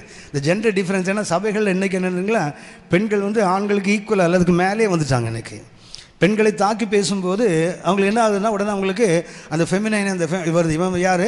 ஆணாதிக்கம் உள்ளவன், இவன் ஆண்களை சப்போர்ட் பண்ணுறவன், இவன் இந்த எண்ணங்கள் தோன்றுகிறது. என்கிட்ட ஒரு சகோதரி அடிக்கடி ஃபோன் பண்ண, நல்ல எழுத்தாளர், அவங்க ஃபோன் பண்ணி அடிக்கடி பைபிள் சம்பந்தமாக டிஸ்கஸ் பண்ணுவாங்க. நான் ஒன்று யோசிச்சுட்டு இருக்கேன், அவங்களுக்குள்ள ஆதங்கம் என்ன தெரியுங்களா? எல்லாரும் ஏவாளை குறை சொல்கிறாங்களே, ஏவாளால் தான் எல்லாம் கெட்டு போச்சுன்னு சொல்கிறாங்களே. அப்படி இல்லைன்னு நான் நிரூபிக்க போகிறேன் பிரதர்னாங்க. அம்மா உங்கள் சமத்துமா நிரூபிங்கம்மா, பைபிளில் போட்டிருக்குது, அப்படி தான் போட்டிருக்குது, உங்களுக்கு சமத்து இருந்தால் நீங்கள் நிறைவேற்றிக் கொள்ளுங்கள் அது சொல்கிறாங்க. நான் ஒரு புக் எழுத போகிறேன். அவங்களுக்கு கோபம் என்னென்னா, பைபிள் சம்மந்தமாக ஏதோ ஒரு சினிமா பார்த்தாங்களாம், ஒரு ஹாலிவுட் ஃபிலிம் எடுத்த சினிமா. அதில் ஏவாளும் ஆதாம் வராங்க, கர்த்தர் எல்லாத்தையும் சாப்பிடாதீங்கன்னு சொல்லி இது மாத்திரம் சாப்பிடணும்னு சொல்லும்போது இவன் 2 போகும்போது என்ன பண்ணுறாங்களா, ஏவாள் அதை திரும்பி பார்த்துட்டு போகிற மாதிரி எடுத்துக்கிறானா. அதாவது கர்த்தர் சொன்ன உடனே இவளுக்கு என்ன அந்த பழத்து மேலே டெம்டேஷன் வந்துட்டுங்கிறத காட்டுறாங்க. அப்புறம் போகும்போது வரும்போதெல்லாம் அந்த பழத்தை ஒரு லுக் விட்டுட்டு தான் போகிறா. அதனால தான் பிசாசு சொன்ன உடனே என்ன பண்ண கீழ்ப்படிஞ்சிட்டான்னு அவன் எடுத்துருக்கிறான். ஒரு ஹாலிவுட் ஃபிலிமில் பெண்களை இவ்வளவு கையீனப்படுத்தி எடுத்துருக்கிறான். அதுக்காகவே நான் ஒரு புக் எழுத போகிறேன் பிரதர். நாங்கள் எழுதுங்கம்மா, சமத்து தான் எழுதுங்க, பைபிளை மாத்திரம் மாற்றிடாதீங்க, வசனத்தை மாற்றிடாதீங்க, உங்களுக்கு நியாயமான கருத்துக்கள் இருந்தால் நீங்கள் எழுதலாம், ஒன்றும் தப்பு இல்லை. ஏன் சொல்கிறேன்னா, பெண்களை தாக்குறது இன்றைக்கி நிறைய பேர் ஈஸியாக அவங்க சிரிக்கிற மாதிரி தெரியும், ஆனால் மனசுக்குள்ளே கருவிப்பாங்க. பெருசு உன்னை பார்த்துக்கிற ஒரு கை, சும்மா எங்களை தாக்கியா பேசிகிட்டு இருக்கிற அப்படி தோணும். சரியா? இன்னும் நான் பேசுறதில்லை. சரி, நான் 2வது சொல்கிறேன். அந்த செயல்பாடு இருக்குது பார்த்தீங்கன்னா, காலதாமதம் எந்த விதத்திலும் கூடாது. இதை சொல்லும்போது வேறு வழியில் இவங்களை சொல்லித்தான் ஆகணும். லோத்தின் மனைவியை சொல்லாமல் நான் வேறு என்ன பண்ண முடியும்? சரியா? என்ன பண்ணுறான்? லோத்து தாமதித்து கொண்டே இருக்கிறான். கிழக்கு வெளுத்து வருகிறது, லோத்து தாமதித்து கொண்டே இருக்கிறான். கர்த்தருடைய தூதன் என்ன பண்ணுறாரு? 2 பேரையும் பிடிச்சி இழுத்துட்டு போக வேண்டிய அவசியம். கிழக்கு வெளுத்து வருகிறது, வானத்திலிருந்து அக்னி விளப்போது, கந்தகம் விளப்போது, வாஞ்சொலி இழுத்துட்டு போகும்போது அப்போது கூட அவளால் திரும்பி பார்க்காம இருக்க முடியல. இப்போ என்ன பண்ண, இன்னும் டிலே பண்ணுறாங்க. திரும்பி ஓட்டத்தில் ஓடும்போது என்ன பண்ணுறான்? சமபூமியில் எங்கும் நில்லாதே, திரும்பி பாராதே, மலைகளுக்கு ஓடிப்போன்னு சொல்லும்போது என்ன பண்ண முடியல, அவங்களால ஓடி போக முடியலை. திரும்பி பார்க்குறாங்க, அந்த ஓட்டம் தடை. 2வது என்ன பண்ணுறாங்க? திரும்பி பாராதுன்னு சொன்னதை மாறி திரும்பி பார்க்குறாங்களே. என்ன ஆகுன்னு சொன்னால், உடனடியாக செயல்படாவிட்டால், உங்களுக்கு தெரியும் தானே, எங்கள் பாட்டி சொல்லுவாங்க, 6 கஞ்சி பழங்கஞ்சி, அவ்வளோதான். ஒன்று தெரியுங்களா, ஒரு காரியம் நினைவில் வந்த உடனே, ஒரு காரியம் செய்யணும்னு நினச்ச உடனே நீங்கள் செய்தால்தான் அது செய்ய முடியும். அப்புறம் போட்டால் don't put off till tomorrow what you can do today. இன்றைக்கு செய்கிறத நாளைக்கும் தள்ளி போட்டால் என்னைக்கும் செய்ய மாட்டேன். அதுதானே நம்முடைய அனுபவம். யோசித்து பாருங்க, எத்தனை காரியங்கள் செய்யணும்னு நினச்சிட்டு அப்புறமா செய்யலாம்னு நினச்சி, எனக்கு தெரிஞ்சு ஆவிக்குற வருதோட ஒரு கெட்ட வார்த்தை அப்புறம். ஐயா அதான் என்னதான் எனக்கு தெரியுமா, நான் அதுதான் அமைதியாக நின்னேன். நான் அதுக்கு தான் அமைதியாக நின்னேன். அந்த அப்புறம் என்கிட்ட இருக்க கெட்ட வார்த்தை தான். சரி போகட்டும். உடனடியாக நீங்கள் நானும் கர்த்தர் சொன்னதை செய்யலைன்னா திருப்பி செய்வது கடினம். ஏன்னா அதுக்குள்ளே வேறு வேறு பொறுப்பு வந்துடும், வேறு வேறு வேலைகள் வந்துடும், கான்சன்ட்ரேஷன் திரும்பி போயிடும். ஆபிரகாம் என்ன பண்ணாங்க, இரவு கர்த்தர் பேசுகிறார், அப்போவே என்ன பண்ணிட்டு இருக்கணும், அவர் ஆயத்தமாக ஆரம்பிச்சிருக்கணும். அதிகாலையில் என்ன பண்ணுறாரு, இருட்டோடு எழுந்து புறப்பட்டார்ல. மூன்றாவதாக அவனுடைய மூன்றாவது சிலுவையை சந்தித்த விதம் லுக்கிங். மூன்றாவது என்ன, லுக்கிங். இன்னொரு சொன்னால் விஷன் என்று சொல்லலாம். 4ஆம் வசனம் வாசிங்க. 4ஆம் வசனம். 3ஆம் நாளில் ஆபிரகாம் தன் கண்களை ஏறெடுத்து பார்த்து தூரத்திலே அந்த இடத்தை கண்டான். எங்கே கண்டாராம்? தூரத்திலேயே காண்கிறார். தரிசனம் என்றால் என்ன? தரிசனம் என்றால் என்ன? வேத வசனத்தின்படி நம்ம எதை தூரத்தில் பார்க்குறோமோ அதை ஒரு நாள் கிட்ட பார்ப்பது. வேத வசனத்தின்படி இன்றைக்கி நாளைக்கு நான் எப்படி இருக்கணும், என்னுடைய சந்ததி எப்படி இருக்கணும், கர்த்தர் வருகை தாமதிக்குமானால் என்னுடைய ஊழியம் எப்படி இருக்கணும், கர்த்தருக்காக நான் என்ன செய்ய போகிறேன், தூரத்தில் பார்க்குறது தெரியுங்களா? தூரத்தில் பார்ப்பது தான் ஒரு நாள் கிட்ட வரும். தூரத்தில் பார்க்காத எதுவும் என்ன செய்யாது, கிட்ட வராது. ஒரு உதாரணத்தை சொல்கிறேன். ஆதியாகமம் 32ஆம் அதிகாரம் 24ஆம் வசனம் வாசிங்க. ஆதியாகமம் 32:24. யாக்கோபு பிந்தி தனித்திருந்தான். அப்பொழுது ஒரு புருஷன். வந்தது யாரு? வந்தது யார்? ஒரு புருஷன், a man. ஒரு மனிதன் தான் வருகிறான். பொழுது விடியும் அளவும் அவனுடனே போராடி என்ன பண்றார்? அப்படி எப்படி தான் போராடுகிறார்? யாக்கோபுக்கு ஒரு பேர் சொல்லுங்களேன். யாக்கோபு என்னும் பூச்சியே அல்ல, யாக்கோபு என்னும் புழுவே. பூச்சியாவது புழுவுக்கு அப்புறம் தான் பூச்சி. இங்கிலீஷ் பார்த்தீங்கன்னா யூ ஓம் ஜேக்கப். யார் இவன்? பூச்சி கூட இல்லை, அதை கூட்டு புழுவாக மாறி தான் பூச்சி வரும். இது எந்த ஸ்டேஜில் இருக்குது? ஒரு புழு. அந்த புழு யாரை பிடிக்கிறது? வானம் சிங்காசனம், பூமி அவருக்கு பாதப்படி. அவ்வளவு பெரிய தேவனை பிடிக்க முடியுமா அந்த புழு? முடியுங்களா? அப்படின்னா தேவன் எப்படி வருகிறார்? அவனை போல ஒரு மனிதனாக மாறி வருகிறார். அவன் பொழுது விடியும் அளவும் அவரை விடாமல், இன்னும் சொல்ல போனால் மேற்கொள்ளாததை கண்டுன்னு போட்டிருக்கல. இப்போ வந்தவர் எப்படி தான் வர? 100க்கு 100 யாரை வந்திருக்கணும்? ஜஸ்ட் அன் ஆர்டினரி மேன், ஒரு சாதாரண மனிதன் வந்தபோது யாக்கோபு என்ன பண்ணுறான்? அவரை பிடித்து கொள்ளுகிறான். எப்படி பிடித்தார்? கைகளினால். அது கர்த்தரில் தொடையை அடித்தார். யாக்கோபு எப்படி கர்த்தரை பிடித்தார்? சரி, ஓசியா 12ஆம் அதிகாரம் 3-4 வசனங்கள். ஓசியா 12:3-4. அழுது அவனை மேற்கொண்டார். எப்படி பிடித்தான்? கைகளால் பிடிக்கல, ஜிபாவை பிடிக்கல, காலை பிடிக்கல. என்ன பண்ணார்? வாசிங்க. 12:3-4. ஓசியா 12:3-4. ஓசியா 12:3. அவன் தாயின் கற்பத்திலே தன் சகோதரனுடைய குதிகாலை பிடித்தான். தன் பலத்தினால் தேவனோடே போராடினான். அவன் தூதன் ஆனவரோடே போராடி மேற்கொண்டான். அழுது அவரை நோக்கி கெஞ்சினான். எப்படி பிடித்தான்? எப்படி போராடினான்? எப்படி மேற்கொண்டார்? Just tears. கண்ணீரினால் தான் கர்த்தரை அவனால் பிடிக்க முடியும். அப்படியானால் அவன் தூரத்தில் ஒரு நாள் பார்த்துருக்கிறான். இன்னைக்கு எங்கே வந்துட்டார் கர்த்தர்? கிட்ட வந்திருக்கார். கிட்ட வந்தவர் எப்படி வந்தார்? மனித வடிவத்தில் தான் வந்திருக்கிறார். ஆனால் இவனுக்கு தெரியும், இவர் தான் என்னை ஆசீர்வதிக்கிறவர், இவர் தான் என்னுடைய தேவன். எப்படியா அவனுக்கு தெரியும்? அதுவா, ஆதியாகமம் 28ஆம் அதிகாரத்தில் 20 வருஷத்துக்கு முன்னாடி 11ஆம் வசனத்திலிருந்து வாசிங்க. 28:11 வாசிங்க. 13ஆம் வசனம் வாசிங்களேன்.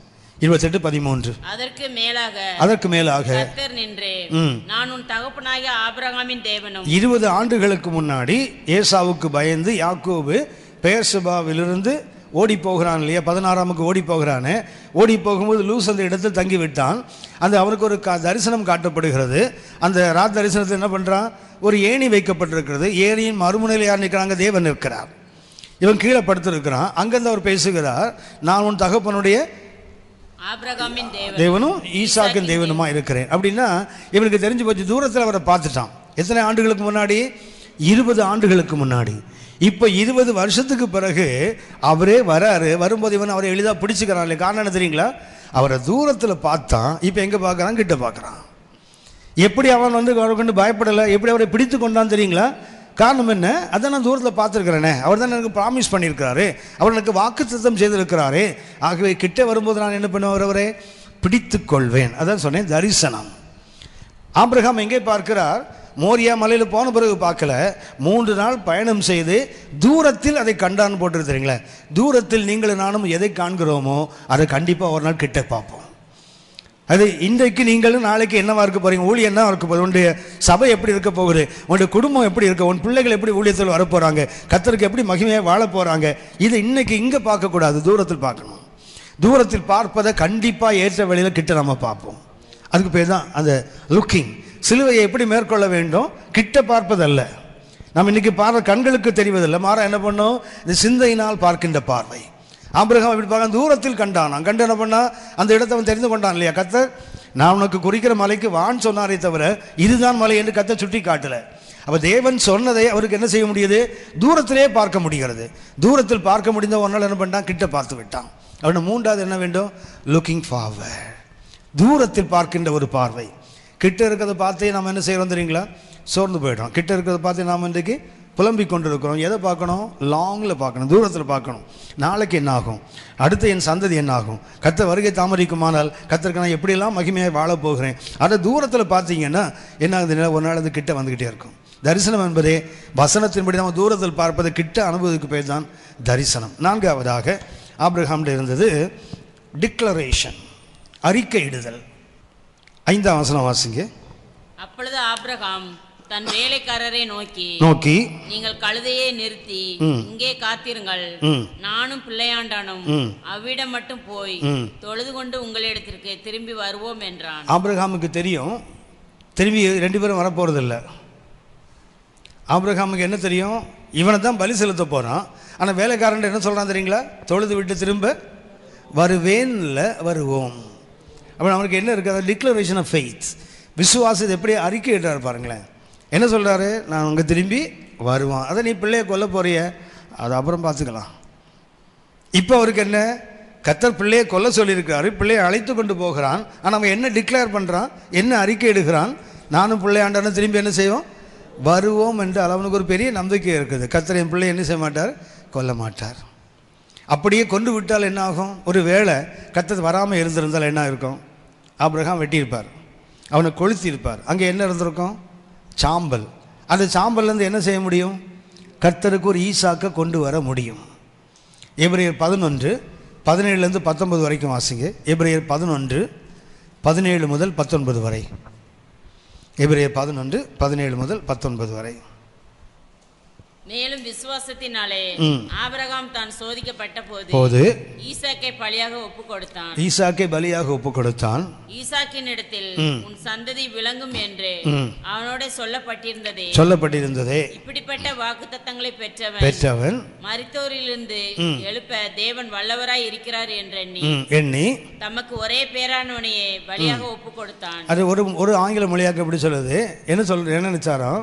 ஒருவேளை நான் எரித்து அங்கே சாம்பல் ஆகிட்டா, அந்த சாம்பல் இருக்கும்ல, அந்த சாம்பல்லேருந்து கர்த்தர் என்ன செய்வாராம்? ஒரு ஈசாக்கை கொண்டு வருவார். பின்னாடி யோவான் ஸ்நானம் சொல்லுவான் தெரியுங்களா? இந்த கல்லுகளிலிருந்தும் ஆபிரகாமுக்கு பிள்ளைகளை உண்டாக்க வல்லவர். ஆனால் ஆபிரகாமுக்கு நம்பிக்கை என்ன தெரியுங்களா? சாம்பல் இருந்து கூட ஒரு மொழியாக்க எப்படி சொல்லுது? My God is able to take Isaac even from ashes. அந்த மரித்தோரிலிருந்தும் போட்டிருக்கு இல்லையா? நான் எரித்து விட்டாலும் கொஞ்சம் சாம்பல் இருக்குமே, அந்த சாம்பல் இருந்தும் கர்த்தருக்கு என்ன செய்ய முடியும்? ஒரு ஈசாக்குன்னு சொல்லப்போனதுக்கு பேர் தான் உயிர்த்தெழுதல். சாம்பல் இருந்து அலர்ந்து வந்தால் அதுக்கு அர்த்தம் என்ன? உயிர்த்தெழுதல். அவனுக்கு எப்படி அந்த நம்பிக்கை வந்தது? செத்துப்போன ஒரு ஆபிரகாமின் சரீரம், செத்துப்போன ஒரு சாராளின் கர்ப்பம், 2 டெட் பாடியிலிருந்து கர்த்தர் எதை கொண்டு வந்தார்? ஒரு ஈசாக்கு கொண்டு வந்தார்ல. அப்படின்னு என்ன நடக்க முடியும்? செத்துப்போன ஒரு சரீரத்தை கர்த்தர் உயிர்ப்பித்திருக்கணும். செத்துப்போன ஒரு கர்ப்பத்தை கர்த்தர் உயிர்ப்பித்திருக்கணும். 2 பேருக்கும் உயிர்த்தெழுதலை கொடுத்து தானே ஒரு ஈசாக்கை கொண்டு வந்தார். இப்போ ஈசாக்கை எரிச்சிட்டா அந்த உயிர்த்தெழுதலை கர்த்தர் ஏன் இவனுக்கு கொடுக்க மாட்டாரு? அந்த உயிர்த்தெழுதலை அவன் அனுபவித்ததுனால அவனுக்கு என்ன முடியுது? He can declare. சாம்பல் இருந்தால் கூட அந்த சாம்பலிலிருந்தும் கர்த்தர் என்ன செய்வார்? ஒரு மகத்துவமான ஒரு ஈசாக்க தேவனுக்கு திரும்ப கொண்டு வர முடியும். ஏன்னா வாக்குத்தத்தத்தில் உண்மை உள்ள ஆண்டவர் அதை செய்வார். அப்படின்னா அந்த ஃபெய்த் டிக்ளரேஷன். ஐந்தாவதாக அவன்கிட்ட இருந்தது செப்பரேஷன். 6ஆம் வசனம் வாசிங்க. 6ஆம் வசனம். ஆபிரகாம் தகனபலிக்கு கட்டைகளை எடுத்து தன் குமாரனாகிய ஈசாக்கின் மேல் வைத்து தன் கையிலே நெருப்பையும் கத்தியையும் எடுத்துக்கொண்டான். இருவரும் கூடி போனார்கள். என்ன ஆச்சுன்னா, யார்கிட்ட பிரிகிறான்? இதுவரைக்கும் வந்து 2 வேலைக்காட்டிலிருந்து பிரிகிறான்.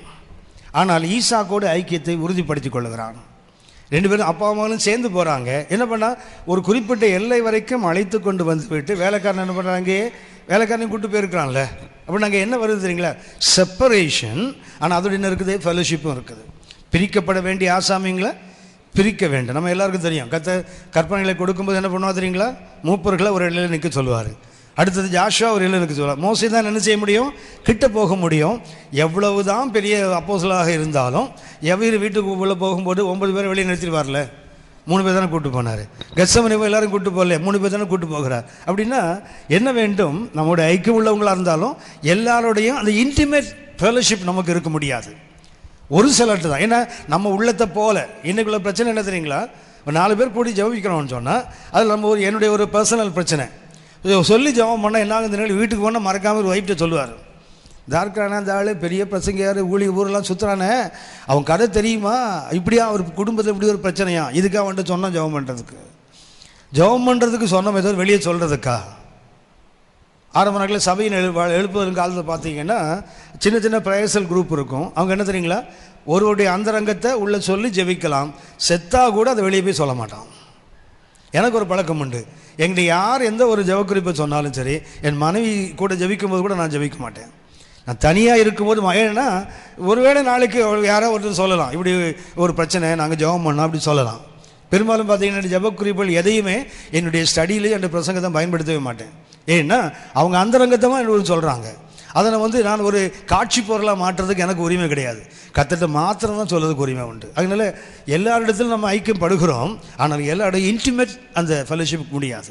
ஒரு சிலர்கிட்ட தான் மனம் திறந்து சொல்ல முடியும், அவங்க தான் வெளியே சொல்ல மாட்டாங்க. அப்படின்னா என்ன வேண்டும்? அந்த பிரித்தெடுக்கப்பட்ட அனுபவம் கண்டிப்பாக வேண்டும். 6ஆவதாக வந்து சொல்லுகிறேன், எதிர்பார்த்தல், எக்ஸ்பெக்டேஷன். ஆபிரகாமுக்கு இருந்த 6வது தன்மை என்ன? ஒரு எதிர்பார்ப்பு, எக்ஸ்பெக்டேஷன். 22:8 வாசிங்க. அதற்கு ஆபிரகாம், என் மகனே, தேவன் தமக்கு தகன பலிக்கான ஆட்டுக்குட்டியை பார்த்து கொள்வார். இது யார்கிட்ட சொல்லுகிறான்? ஈசாக்கு கேட்குறான், அப்பா எல்லாம் இருக்குது, ஆட்டுக்குட்டி எங்க? அப்படின்னா அது எதை காட்டுறது தெரியுங்களா? ஆபிரகாம் ஏற்கனவே பலி செலுத்துறவன் தானே, ஆமாவா? செலுத்தும் போது நிறைவேற்ற நம்பிக்கையான தெரியுங்களா? இந்த ஈசாக்கை ஆபிரகாம் கூட்டு போகிறார் இல்லையா? கூட்டு போகிறாரா? கூட்டிகிட்டு போகும்போது அவருக்கு எத்தனை வயசு இருந்திருக்கும்? குறைஞ்சது 35 வயசுக்கு மேலே இருந்திருக்கணும் ஈசாக்கு. தெரியும், நீங்கள் எப்படி முழிப்பீங்கன்னு தெரியும். நேரம் கட்ட நேரத்தில் சொல்லிட்டேன்னு நினைக்கிறேன். அது அப்போ சரி, சாதாரணம் பாருங்களேன். 23ஆம் அதிகாரத்தில் யார் செத்தாங்க? சாராள் செத்தாங்களா? எத்தனை வயசில் செத்தாங்க? 127 வயசில் செத்தாங்க இல்லையா? அவங்க எத்தனை வயசில் ஈசாக்கை பெற்றாங்க? 90 வயசில். இப்போ எத்தனை வருஷம்? இப்போ 37 வருஷம் ஆயிடுச்சுல்ல? ஆயிடுச்சா? 22ஆம் அதிகாரம் அதுக்கு முன்னாடி தான் இருக்குது. சரியா? ஈசாக்கு திருமணமானது எப்போ? 40 வயசில். அம்மா செத்து 3 வருஷம் பிறகு திருமணம் ஆகிருக்குது. புரியுதுங்களா? 22ஆம் அதிகாரத்தில் தான் ஈசாக்கு கூட்டு போகிறாரு. பெரும்பாலான வேத பண்டிகையோட கணிப்பென்னா குறைஞ்சது 35 வயசாவது இருந்திருக்கணும் அவனுக்கு. இந்த நிகழ்ச்சிக்கு 2 வருஷத்துக்கு அப்புறம் சாராள் செத்துருக்கணும். அதுக்கு 3 வருஷத்துக்கு அப்புறம் ஈசாக்கு திருமணம் ஆகிருக்கு. நம்ம நினைப்பதில் 17 வயசு 16 வயசு ஒரு குழந்தை அப்படி பிடிச்சி கையை காலை கட்டி தூக்கி வச்சார்னு நினைக்கிறோம் இல்லையா? குறைஞ்சது அவருக்கு 35 வயசுக்கு மேலே இருந்திருக்கணும். இந்த வீட்டில் கொஞ்சம் கணக்கு போட்டு பாருங்கள். சரியா? இல்லை 15 வயசு பிள்ளை அப்பனை கட்டி வச்சிருவான். அது சொல்லுங்கள். கட்ட முடியலைன்னா பரவாயில்ல, அப்பனெல்லாம் கட்டி தூக்கி மேலே வச்சிடறான் ஆள். 35 வயதுக்கு மேற்பட்டு இருந்திருக்க வேண்டும் அவருக்கு. அப்படின்னா என்ன பண்ணுறான்? இதுக்கு எத்தனையோ முறை இதுக்கு முன்னாடி ஆபிரகாம் மனுஷா பலி செலுத்துறாரு இல்லையா? அப்போ ஈசாக்கு கூட ஹெல்ப் பண்ணியிருப்பான் இல்லையா? இப்போ அவனுக்கு தெரியும், எப்போவுமே ஒரு ஆட்டை பலி செலுத்துவார். இப்போ ஒன்றும் இல்லாமல் கையை வீசிட்டு வர்றாரு, விறகு கொண்டு வராரு, கத்தியை கொண்டு வராரு, லைவ் கோல் கொண்டு வராரு, எல்லாத்தையும் கொண்டு வருகிறவனுக்கு ஆட்டை மாத்திரம் ஏன் கூட்டு வரல? ஸோ ஏற்கனவே அவனுக்கு அந்த அனுபவம் இருக்குது. தகப்பன் பலி செலுத்துறது பார்த்துருக்குறான். பார்த்துக்கும்போது என்ன பண்ணுறான்? எப்பவும் ஆடு கொண்டு வராரு, இன்றைக்கே ஆடு கூட்டு வரல. ஒன்று என்ன சொல்லலாம், ஒரு வேத பண்டிதர் சொல்கிறாரு கர்த்தர் பார்த்துக்கொள்வார்னு சொன்னான் இல்லையா, அது ஆக்சுவலாக அவர் சொல்கிறாரு அது ஈசாக்குக்கு சொன்ன பதில் இல்லை, அவன் தனக்கு தானே சொல்கிற பதில். அவன் கேட்குறான் ஒரு கேள்வி, என்ன பதில் சொல்ல முடியும்? அப்பா ஆடி எங்கப்பா என்ன சொல்கிறான், மனசுக்குள்ளே என்ன சொல்கிறான், கர்த்தர் பார்த்துக்கொள்வார். நான் யார்கிட்ட சொல்கிறது, அவங்ககிட்ட இல்லை, ஆக்சுவலாக தனக்குத்தானே சொல்லிக்கொள்வது. எக்ஸ்பெக்டேஷன், அவனுக்கு என்ன இருக்குது, ஒரு எதிர்பார்ப்பு இருக்குது. கர்த்தர் சொல்லிட்டாரு, வெட்ட சொல்லிட்டார், எல்லாம் சரிதான், ஆனால் கர்த்தர் எதையாவது ஒன்று செய்வார். சிலுவையை சந்திக்க வேண்டுமானால் இந்த எதிர்பார்ப்பு மிக மிக அவசியம். சரி, ஏழாவதாக ஆக்டிவ் ஃபெய்த். வாய் விசுவாசம் அல்ல, வார்த்தை விசுவாசம் அல்ல, வாழ்க்கை விசுவாசம், செயல்படுகின்ற விசுவாசம். நமக்கு இன்றைக்கி பாசிவ் ஃபெய்த் நிறைய இருக்குது, நம்மகிட்ட நிறைய பேசுவோம். ஆக்டிவ் ஃபெய்த், யாராவது ஒருத்தன் தலைவலின்னு வந்தான்னு வச்சிங்களேன், நம்ம தைரியமாக கை நீட்டி ஜெபம் பண்ணோம், இயேசுவின் நாமத்தில் தலைவலியே உன்னை கட்டுகிறேன் இப்போடே போ அப்படி கத்துவோம்ல. அதே ஒருத்தன் வந்து மண்டைக்குள்ளே ஒரு டியூமர் இருக்குங்க, டாக்டர் சொல்லிட்டாரு மண்டை ஃபுல்லாக டியூமர் போயிடுச்சு, ஆப்ரேட் பண்ணாலும் பிழைக்க மாட்டான்னு சொல்லிட்டான், கொஞ்சம் ஜெபம் பண்ணுங்கன்னு சொல்லி பாருங்களேன், கை இப்படி போயிடும், பேசலாம், கை வராது. ஏன்னா நமக்கு இன்றைக்கி என்னென்னா, ஒரு தலைவலிக்கு ஜெபம் பண்ணு பாருங்களேன், கண் வலி வந்துட்டுங்க, மெட்ராஸை வந்துட்டுங்க, ஜெபம் பண்ணுங்கன்னா ஜெபம் பண்ணுவோம். ஏன்னா நம்ம ஜெபம் பண்ணலனாலும் 3 நாள் அது போயிடும். ஆனால் அதை கண்ணே தெரியாத ஒன்றை கூப்பிட்டு வந்து, ஐயா அந்த பிள்ளை கண் வரணும் ஜெபம் பண்ணுங்கன்னா கை முன்னாடி வருமா? வருமா? வராது, கண்டிப்பாக வராது, கை பின்னாடி போயிடுதில்ல. இப்போ நமக்கு என்ன இருக்குன்னா, பேசுகின்ற விசுவாசம் இருக்குது, செயல்படுகின்ற விசுவாசம் இல்லை. 10ஆம் வசனத்தை பார்த்தீங்கன்னா, ஆபிரகாம் என்ன பண்ணார், தன் கைகளை நீட்டி, 22:10 பாருங்க, ரீச் அவுட் ஹிஸ் ஹேண்ட்ஸ், கையை என்ன பண்ணா நீட்டி அந்த கத்தியை எடுத்தான் போட்டிருக்கு இல்லையா, என்ன பண்ணா, விசுவாசத்தை செயல்படுத்துகிறவன். ஃபெய்த் வந்து இன்னைக்கு பவுல் சொல்றார், பேச்சில் இல்லை, விசுவாசம் எங்கள் பலத்தில் இருக்குது. இன்றைக்கி நமக்கு விசுவாசம் பேச்சில் தான் இருக்குது, எங்கே வருவதில்லை, செயல்படுகிற இடத்துக்கு வருவதில்லை. சரி, 7 கருத்துக்கள் ஆபிரகாம் கல்வாரியை சந்தித்த விதம். 1, கேட்கின்ற காது, அதாவது தேவனுக்கும் அவனுக்கும் இடைவெளி இல்லாத ஒரு வாழ்க்கை, கர்த்தர் கூப்பிட்டா எஸ் என்று சொல்லக்கூடிய அந்த தொடர்பு. 2ஆவதாக உடனடியாக செயல்படுவது, காலதாமதம் பண்ணி கர்த்தர் சொன்னதை முடிஞ்ச வரைக்கும் காத்திருந்து வேறு வழியே இல்லைன்னா செய்வது அது அல்ல. 3ஆவதாக தூரத்தில் பார்த்தல், காரியங்களை கிட்ட உள்ளதை பார்க்குறது. உங்களுக்கு தெரியும் தானே, நான் சொல்லியிருக்கேன், இந்த லுக்கிங்கில் என்ன வேணும் தெரியுங்களா, பார்ப்பதை விசுவாசிப்பதல்ல, விசுவாசிப்பதை பார்ப்பது. அது லுக்கிங்கில் முக்கியமானது அதுதான். எதை பார்ப்பதை விசுவாசிப்பதல்ல, அது உலகமே செய்யுமே. பவுல் சொல்லுவார், நீ காண்பதை விசுவாசிக்க வேண்டியது என்ன, அதான் பார்த்துட்டு இருக்கிறியே, காணாததை விசுவாசிப்போமானால் அது வர என்ன செய்வோம், காத்திருப்போம். அப்படின்னு எனக்கு என்ன வேண்டும், லுக்கிங்கில் என்ன வேண்டும், காண்பதை விசுவாசிப்பது, any Tom Dick and Harry will do it. ஆனால் உங்களுக்கு எனக்கு அப்படி இல்லை, நம்ம எதை விசுவாசிக்கிறோமோ அதை பார்க்கறது. 4ஆவதாக டிக்ளரேஷன், அறிக்கை. கண்டிப்பாக என்ன சொல்கிறான், 2 பேரும் போகிறோம், கேட்குறான், எங்களை நடத்திட்டீங்களே, நீங்கள் மாத்திரம் போகிறீங்களே, நாங்கள் போய் ஆராதிச்சுட்டு வருகிறோம். ஸோ விசுவாசத்தை அறிக்கை எடுக்கிறார். 5ஆவது என்ன பண்ணுறார், பிரித்தெடுக்கிறார். என்னதான் மலை வரைக்கும் வந்தாலும் அதுக்கப்புறம் என்ன, ஐசாக்கோடு மாத்திரம்தான் அவனுக்கு ஐக்கியம், புறப்பட்டு போகிறான். அடுத்தது என்ன, எக்ஸ்பெக்டேஷன், கர்த்தர் பார்த்துக்கொள்வார். 7ஆவதாக ஸ்ட்ரெச் ஹிஸ் ஹேண்ட்ஸ், கையை நீட்டிட்டான். அதுக்கப்புறம் என்ன, செயல்படுகின்ற விசுவாசம். கண்டிப்பாக சிலுவையை மேற்கொள்ள முடியும், நம்ம வாழ்க்கையில் எவ்வளோ பெரிய பாடுகள் வந்தாலும் அதை தாண்டி போக முடியும். இந்த தன்மைகள் நமக்கு இருக்கக்கூடுமானால் ஜெபம் பண்ணலாமா? கர்த்தரை நோக்கி பார்ப்போம், ஜெபிப்போம்.